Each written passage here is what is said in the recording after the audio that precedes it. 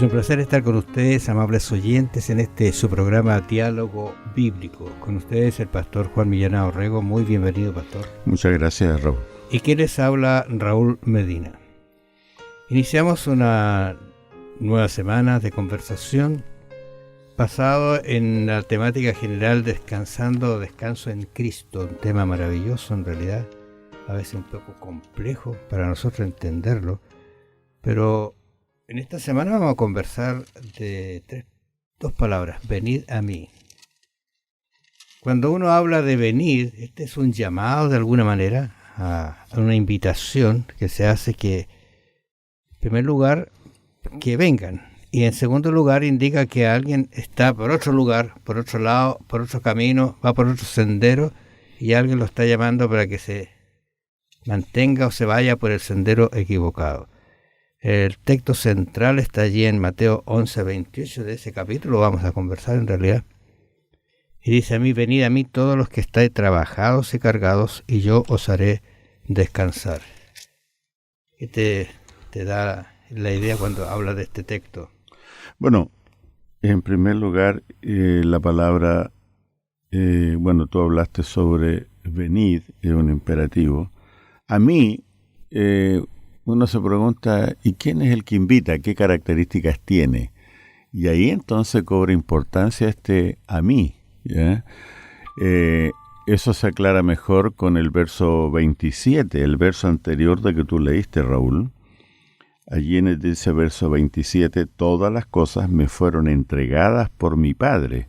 Nota la unidad que hay entre el Hijo y el Padre. Y nadie conoce al Hijo sino al Padre, ni el Padre conoce a alguno sino al Hijo, y aquel a quien el Hijo lo quiera revelar.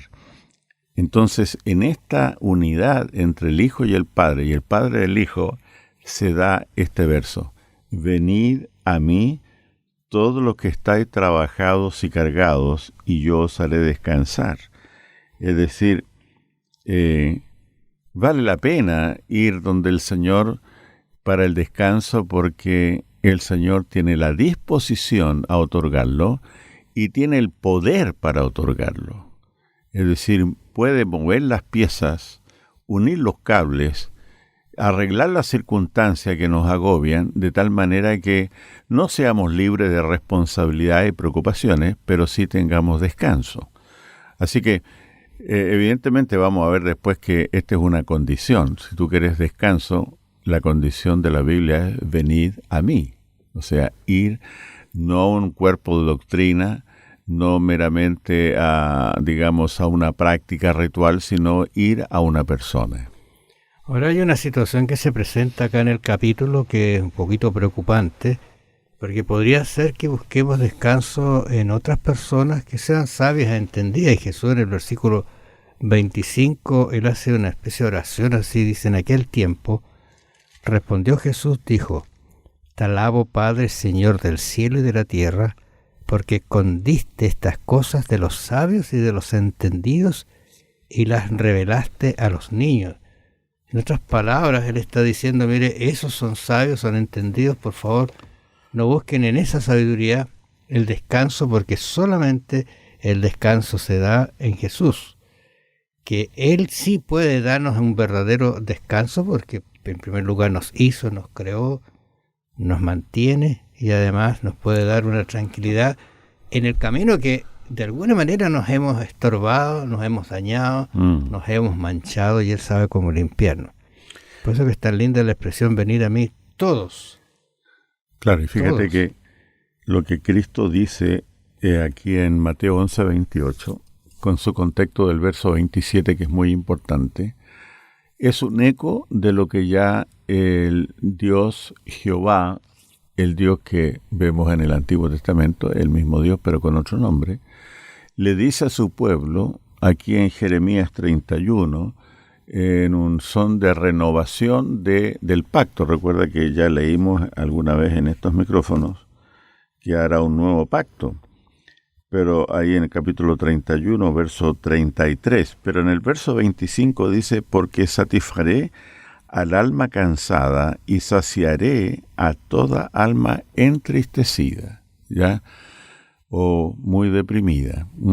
Así que, digamos, lo que Cristo está diciendo ya había sido reiterado por Dios en tiempos pretéritos, pero aquí está en un mejor contexto.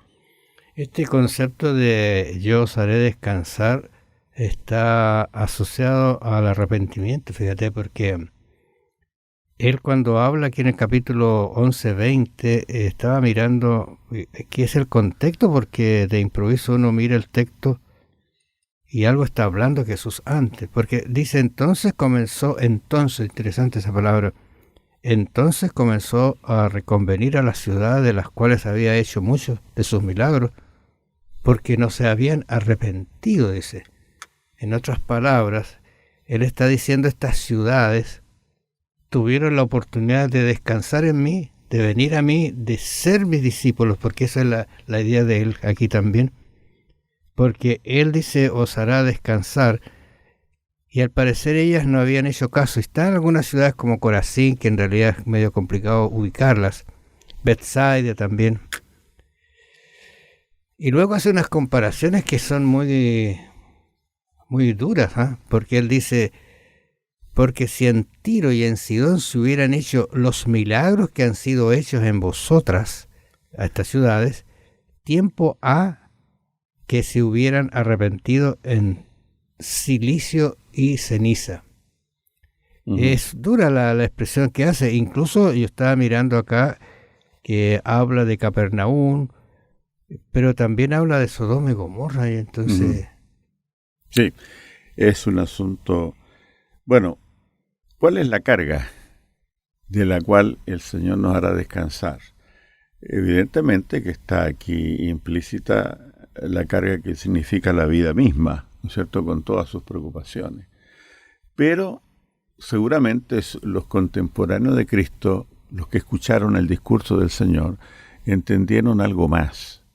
Aquí había una cuestión espiritual, cargas espirituales, básicamente las cargas que ponían los escribas y fariseos sobre el pueblo.